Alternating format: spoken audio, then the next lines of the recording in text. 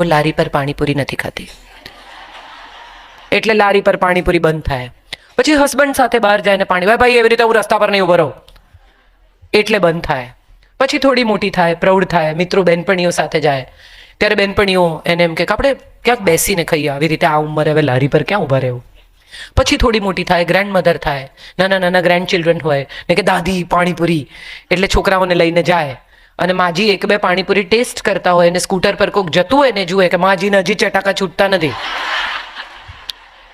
એટલે હવે તમે વિચારો તો તમને સમજાય કે તો પાણીપુરી ખાવાની ઉંમર કઈ. દરેક વખતે જો બધા જ તમને રોકવાના હોય તો મજા કરવાની ઉંમર કઈ.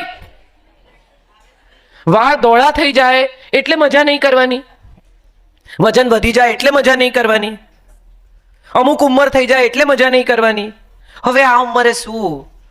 કશું નહીં, કોઈ પણ ઉંમરે કંઈ પણ કરાય. આ મારો સૌથી પહેલો સિદ્ધાંત છે.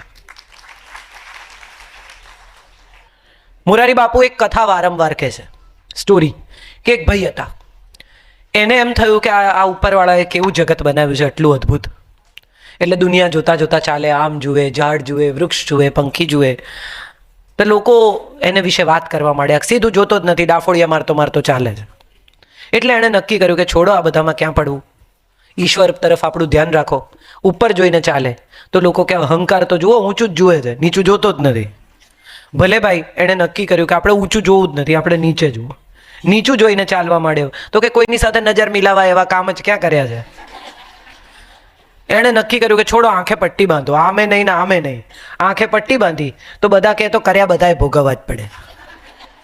આમાં મજા એ છે સાહેબ કે તમે જે કરશો ને એમાં બે માણસ તો તમને એવા મળશે જ કે જે તમને એમ કે આમ ન કરાય. એ સુખી છે ને હું દુઃખી છું, એ સુંદર છે ને હું નથી, એ પાતળી છે ને હું જાડી છું, એના વાળ લાંબા છે ને મારા ટૂંકા છે, એનું આમ છે ને મારું આમ છે. ના, એના વાળ લાંબા છે પણ મારી પાસે જે વાળની અંદર મગજ છે તે જ છે. સિલ્વાબેન પણ આરામથી એમના પતિના પૈસે મજા કરી શકે છે. આટલું બધું કરવાની એમને જરૂર છે?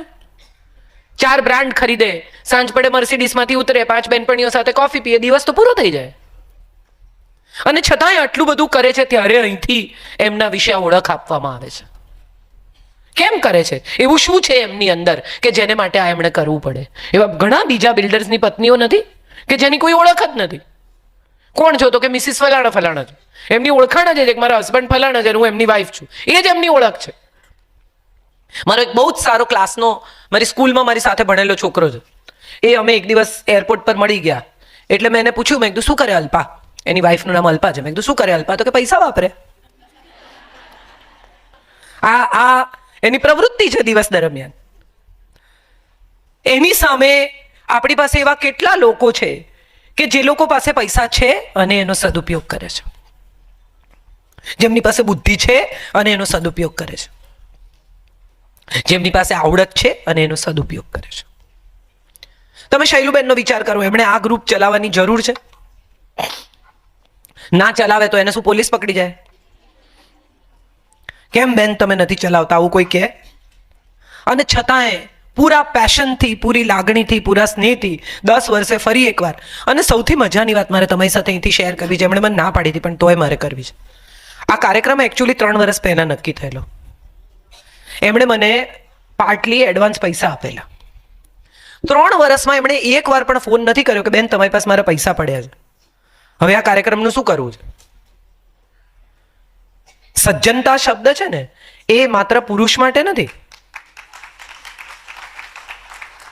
એ સ્ત્રીઓ માટે પણ છે. અને તમે વિચાર કરો તો તમને સમજાય કે આમ બધું મોટી મોટી વાતો કરે, તલવાર છે ને એ સ્ત્રીવાચક શબ્દ છે, હિંમત સ્ત્રીવાચક શબ્દ છે, તાકાત સ્ત્રીવાચક શબ્દ છે, શક્તિ સ્ત્રીવાચક શબ્દ છે. આપણે પુરુષ માટે કહીએ બહુ શક્તિશાળી છે, બહુ હિંમતવાન છે, એનામાં બહુ તાકાત છે. આ બધા શબ્દો તો સ્ત્રીવાચક છે. તો એનો અર્થ એમ થયો કે આ શબ્દો પહેલા તો સ્ત્રીને લાગુ પડવા જોઈએ. આ તાકાત સ્ત્રીમાં હોવી જોઈએ, આ શક્તિ સ્ત્રીમાં હોવી જોઈએ, આ હિંમત સ્ત્રીમાં હોવી જોઈએ. અને તમે વિચાર કરો તો તમને સમજાય કે અહંકાર પુરુષવાચક શબ્દ છે, ગુસ્સો પુરુષવાચક શબ્દ છે, દયા સ્ત્રીવાચક શબ્દ છે, કરુણા સ્ત્રીવાચક શબ્દ છે, ક્ષમા સ્ત્રીવાચક શબ્દ છે. આપણી ભાષા પાસે કેવી કમાલ છે તમે જુઓ કે ક્ષમા તો સ્ત્રી વાચક શબ્દ. માફ સ્ત્રી કરી શકે પ્રેમથી. દયા, કરુણા, માયા, મમતા, લાગણી, આ બધા સ્ત્રીવાચક શબ્દો છે. એની સામે અહંકાર, ગુસ્સો, તિરસ્કાર, ક્રોધ, ધિક્કાર, આ બધા પુરુષવાચક શબ્દો છે.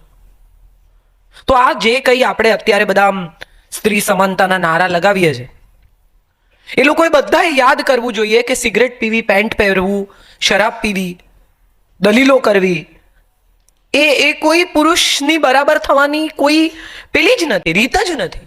સ્ત્રી તો પુરુષથી ઉપર જ છે. એ ક્યાં બરાબર થવા નીકળી? જેણે એને જન્મ આપ્યો છે, એક હાથ તમારા શરીરને બરાબર હોઈ શકે? તમારું આખું શરીર જ્યાં છે ને એક બાજુ તમારો હાથ છે, વજન શેનું વધશે? શરીરનું. તો તમે જેને જન્મ આપ્યો છે એના બરાબર આપણે ક્યાં થવું છે? સમાનતા નહીં, ગૌરવ. સ્ત્રી હોવાનું ગૌરવ. ઇક્વલ તો તમે બધા છો જ. એકચ્યુઅલી બહુ સિરિયસલી વિચારો તો તમને સમજાય કે અમદાવાદમાં પહેલાના સમયમાં પુરુષો ઘેર જમવા આવતા હતા. હવે બહુ કોઈ ઘરે જમવા આવતું નથી. 40 વર્ષ ટિફિનમાંથી ખાય છે સાહેબ, કારણ કે એનો પરિવાર ગરમ જમી શકે. સલામ કરવી જોઈએ એ લોકોને કે જે આપણી સગવડ માટે, આપણા સુખ માટે, આપણી સુરક્ષા માટે, આપણી મજા માટે, આપણી ખુશી માટે કેટલા વર્ષો સુધી આકરી મહેનત કરે છે. શું પીડિત, શું શોષિત.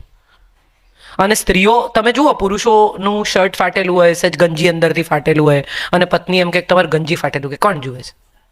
જૂનો સૂટ જ ચાલશે, તું નવી સાડી લે, તે તો આ પહેલા પહેરી છે ને, તું નવી લે.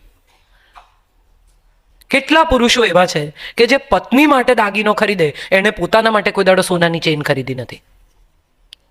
તમે વિચારો, નવરા આપણે બધા, હું હોઉં છું ને તમે હશો, ચલો આજે આપણે આલ્ફામાં જઈએ ને, અહીં જઈએ ને, આંટા મારીએ ને, કંઈ લેવું નથી, આવું નક્કી કરીને નીકળે. ખાલી એક લેગિંગ્સ લેવી છે બસ, મેચિંગ. પાછા આવતા તન ઠેલી હોય બે હાથમાં. કોઈ પુરુષોને તમે મંગળવારે, બુધવારે, ગુરુવારે બપોરે મોલમાં ભટકતા જોયા? અને આપણે ભટકીએ છીએ કારણ કે આપણે પ્રિવિલેજ છીએ અને પ્રિવિલેજનો આદર કરીએ. જે આપણને આ પ્રિવિલેજ આપે છે એનો આદર કરીએ. હું દુઃખી છું, હું પીડિત છું, હું શોષિત છું, હું આખી જિંદગી ઘસાઈ, અરે મેં આ કર્યું. ના, બંને પોતપોતાનું કામ કર્યું છે. એ પણ ઘસાયા જ છે. એના પણ વાળ ખરી જ ગયા છે, એને પણ કોલેસ્ટેરોલ આવે જ છે, એને પણ બીપી થયું જ છે. એણે પણ ખૂબ મહેનત કરી છે આપણને સુખી કરવા માટે. આ કોઈ સમાનતાની ખોટી વાતોમાં આવશો નહીં. આપણા દેશમાં ઓલવેઝ સ્ત્રી વધુ રિસ્પેક્ટેડ હતી. આજે પણ આપણા દેશમાં સ્ત્રી રિસ્પેક્ટેડ જ છે. યત્ર નાર્યસ્તુ પૂજ્યંતે રમંતે તત્ર દેવતા, આવું 1000 વર્ષ પહેલા કહેવાયું. એનો અર્થ એમ થયો કે આપણે તો રિસ્પેક્ટેડ જ છીએ, આપણે તો લવડ જ છીએ. વિદિશા ઇઝ અ ડોક્ટર અને she will be able to tell us the best કે ડાયાબિટીસ એકવાર થઈ જાય ને પછી એને માત્ર મેનેજ કરવાનો હોય છે. એ મટે એવો રોગ જ નથી. તમારે એકવાર થઈ ગયેલા ડાયાબિટીસને માત્ર હવે તમારું બ્લડ શુગર લેવલ નોર્મલ રહે એવા પ્રયાસ કરવાના હોય છે. હવે મને ડાયાબિટીસ મટી ગયો આવો કોઈ શબ્દ જ નથી જગતમાં. એનો અર્થ એમ થયો કે તમને થયેલા કેટલાક અફસોસ, દુઃખ, પીડા, ઉજરડા, સમસ્યાઓ હવે મટી ગઈ એવો શબ્દ નથી. એને મેનેજ કરતા શીખવાનું છે. હું બધાને પૂછું છું, અહીં પણ ઘણા બધા એવા મારી ઉંમરના લોકો છે કે જેમના સંતાનો વયસ્ક છે, પરણવાની તૈયારીમાં છે. એવા લોકોને હું પૂછું છું કે એક છોકરી છે જે અત્યંત રૂપાળી છે, દીપિકા પદુકોણ, ઐશ્વર્યા રાયને પાણી પીવડાવે એવી, પાતળી, દેખાવડી, ગોરી, નમણી, પણ મોઢું ખોલે ને તો સુરતી બોલે, ગાળા ગાળા. તમને કોઈ વાતે ચેનથી બેસવા ના દે. સોફામાં બેસો તો કે પગ ઉપર ના લો, ટીવી ચાલુ કરો તો કે વોલ્યુમ ઓછું કરો, મહેમાન આવે તો કે ક્યારે જવાના છે. અને બીજી થોડી કાળી છે, રૂપાળી નથી, કદાચ જાડી પણ છે, પણ તમારે ઘેર ઉનાળામાં કુરિયર લઈને આવેલો માણસ પણ પાણી કે છાશ પીધા વગર જતો નથી. તો તમને કઈ ગમશે? કેમ હમણાં તો કહેતા હતા ને રૂપાળી ને ઊંચી ને પાતળી ને ગોરી ને. આપણે બધા દેખાવ પર મોહિત છીએ, સ્વભાવની તપાસ જ નથી કરતા. ગાડી ખરીદવા જઈએ ને તો એની બોડી નથી જોતા, એનું એન્જિન જોઈએ છે. ગાડી કેવી દેખાય છે બહારથી એ ઇમ્પોર્ટન્ટ નથી, અંદર કેટલી સ્પેસ છે એ ઇમ્પોર્ટન્ટ છે. એનું મશીન કેટલા સીસીનું છે એ ઇમ્પોર્ટન્ટ છે. એનો પરફોર્મન્સ કેવો છે એ વધુ અગત્યનું છે. કલર તો છેલ્લે આવે છે. વ્યક્તિમાં પણ આવું જ છે સાહેબ. એનો કલર તો છેલ્લે આવે છે. એનો પરફોર્મન્સ શું છે, એનું એન્જિન કેટલું મહત્વનું છે, કેટલી એવરેજ આપે છે. ઘણાની એવરેજ 5ની જ હોય. ગાડી બહુ મોટી હોય, અમર જેવી દેખાય, બહુ મોટી જબરજસ્ત ગાડી દેખાય. આમ તમે લઈને નીકળો રસ્તા પર તો તમારે વટ જ વટ પડે, પણ 5ની જ એવરેજ. અને ઘણી બચાડી નાનકડી હોય, I10 જેવી સટ નીકળી જાય, પણ 18ની એવરેજ આપે સાહેબ. નાનું નાનું આમ ફટ ઉકેલી આપે તમને. એટલે જો તમારા ઘરમાં દીકરો હોય ને તો મમ્મી તરીકે તમે બહુ જ એને શીખવજો કે બેટા તારી પત્નીને એપ્રિશિએટ કર, તારી દીકરીને એપ્રિશિએટ કર, તારી પત્નીની રસોઈ વખાણ, તારી પત્ની સારી લાગતી હોય તો એને કહે કે તું બહુ ફાઇન લાગે છે. જે તમને નથી મળ્યું ને એ તમારી પુત્રવધૂને, તમારી દીકરીને મળે ને એવો પ્રયાસ ચોક્કસ કરજો. તમને જે ખૂટ્યું છે ને કે મને નથી કોઈએ કહ્યું કે મેં આટલું કર્યું પણ મને કોઈ દિવસ કોઈએ ના કહ્યું, કંઈ વાંધો નહીં, તમને ન મળ્યું તો તમારી પુત્રવધૂને મળે એવો પ્રયાસ ચોક્કસ કરજો. અને તમારી પુત્રવધુ કંઈ સરસ કરે, કંઈક સરસ બનાવે, કંઈ તમને સમય આપે, કંઈ તમને બહાર લઈ જાય તો તરત એના વખાણ કરજો કે બેટા બહુ સરસ, મને બહુ જ મજા આવી. એ તમને ચાઇનીઝ ખાવા લઈ જાય, પછી તમે પાછા આવીને કહો કે જરાય મજા ના આવી, મારે તો ભાખરી શાક ખાવા પડશે.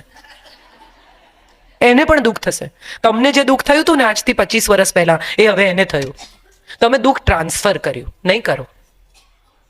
એ આનંદથી તમને લઈ ગઈ. શક્ય છે તમને ચાઇનીઝ ન ભાવે, પણ એકવાર ખાઈ લેવાથી આજ સુધી કોઈ મર્યું નથી ચાઇનીઝ ખાઈને. એને બદલે નેક્સ્ટ ટાઈમ જ્યારે તમને એમ કે મમ્મી આપણે લંચ પર જઈએ ત્યારે કહેવાનું કે ચાલ આજે આપણે સાઉથ ઇન્ડિયન ખાવા જઈએ, ભાઈ ચાઇનીઝ નહીં હો. આ ભાષા નથી. આપણે બધા આપણને પડેલા ઉજરડા બીજાને પડે ને એવો પ્રયાસ કરીએ છીએ, નહીં કરતા. મલમ બનજો, ચપ્પુ નહીં બનતા. આ મારો તમને બહુ નમ્ર પણ દિલથી આપવામાં મારો સંદેશો છે. સ્ત્રી કંઈ પણ કરી શકે છે સાહેબ. એ ફ્રોક પણ પહેરી શકે છે, એ સાડી પણ પહેરી શકે છે, એ સ્વિમસૂટ પણ પહેરી શકે છે, ચૂલો પણ ફૂંકી શકે છે, એ બાળકને જન્મ પણ આપી શકે છે, ઉછેરી પણ શકે છે, એ અંગ્રેજી પણ બોલી શકે છે, સવારે ભજનમાં જાય ને સાંજે કોકટેલ પાર્ટીમાં જાય. આ તાકાત સ્ત્રી પાસે જ છે. આ તાકાત બીજા કોઈ પાસે નથી. આ તાકાત ઈશ્વરે તમને જ આપી છે, મને જ આપી છે. અને આ તાકાતનું આપણે ગૌરવ કરીએ, મનમાં કશું ઓછું ના આણીએ. અરે ભગવાન હું તો સ્ત્રી છું એમ કહો કે અરે ભગવાન થેન્ક યુ હું તો સ્ત્રી છું. આ તાકાત છે સાહેબ. નહીં તો ઈશ્વરે જન્મ આપવાની તાકાત સ્ત્રીને આપી હોત, પુરુષને જ કહ્યું હોત ને. આમ જુઓ તો વધારે હિંમત વાળો, દુઃખ સહન કરવાની વધારે તાકાત કોનામાં છે? એને જ કહ્યું હોત ને કે તું જ બનને માં. પણ એને નથી કહ્યું. કેમ નથી કહ્યું? કારણ કે છે ને પુરુષો ઇન્જેક્શનથી ગભરાય. બ્લડ ટેસ્ટ લેવા આવે ને તમે જોજો, ભાઈ યાર આ બધું શું કામ કરો છો? અને સ્ત્રી પોતાનું લોહી વહી જતું દર મહિને જુએ અને શાંતિથી જુએ ને, એક અક્ષરે બોલે નહીં. અને પેટમાં એ દુખતું હોય ને, તકલીફે થતી હોય ને તો એ રસોઈ કરે ને, લગ્નમાં એ જાય ને, બેસણામાં એ જાય ને, આ બધું કરતી જાય ને, એનું શરીરમાંથી લોહી વહેતું જાય અને એક અક્ષર બોલે નહીં. એ તાકાત સ્ત્રી પાસે છે. ઈશ્વરને ખબર છે, બીજા કોઈને ખબર હોય કે ના હોય. અને માટે એણે માં બનવાની તાકાત સ્ત્રીને આપી જશે. આપણે તો બહુ તાકાતવર છીએ. આપણે કોના જેવા થવા નીકળ્યા? પાટલું પહેરવાથી પુરુષ થઈ જવાય? અને વિચારી જુઓ, તમને આમ સહેજ સ્ત્રી જેવો પુરુષ ગમે છે? હા કે ના? નથી સંભળાતું? તો પુરુષ જેવી સ્ત્રી ગમશે? ઈશ્વરે બેયને જુદા બનાયા, સમજીને જ બનાયા છે. ગુલાબને મોગરા જેવો અને મોગરાને ગુલાબ જેવું બનાવ્યું છે. તમે વિચાર કરો કે બનાવનારાએ કેટલું વિચાર્યું હશે કે દિવસના ફૂલો રંગીન છે અને રાતના સફેદ. કેટલો વિચાર કર્યો હશે કે રાતના ફૂલો બધા સફેદ છે અને દિવસના ફૂલો બધા રંગીન છે. કે રાત્રે કોણ રંગ જોવાનું? સફેદ જ રંગ દેખાશે રાત્રે તો. આ એની બનાવવાની તાકાત છે. તો તમે ક્યાં આમાં પડો છો યાર કે મને આવી બનાવીને, મને આવી બનાવીને? એને આટલા લોકો જન્મે છે, બધાની ફિંગરપ્રિન્ટ અલગ છે. શું તાકાત છે સાહેબ બનાવનારાની! આ કુદરતને પ્રણામ કરો. કેવી